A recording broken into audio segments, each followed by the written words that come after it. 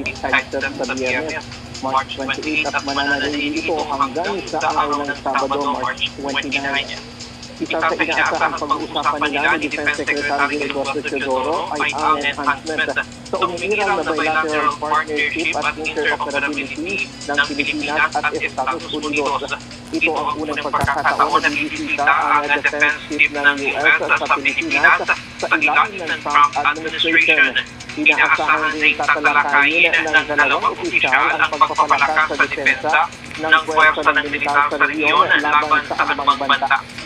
Isa ito sa bibigyang diin Defense Secretary Teodoro sa ika-49 na anibersaryo ng AFP Western Command sa Palawan kahapon. Anya kailangan ng mas matibay na depensa ng bansa at regional cooperation, lalo na sa bahagi ng West Philippine Sea. Pinuri din Teodoro ang dedikasyon ng Westcom sa pagtatanggol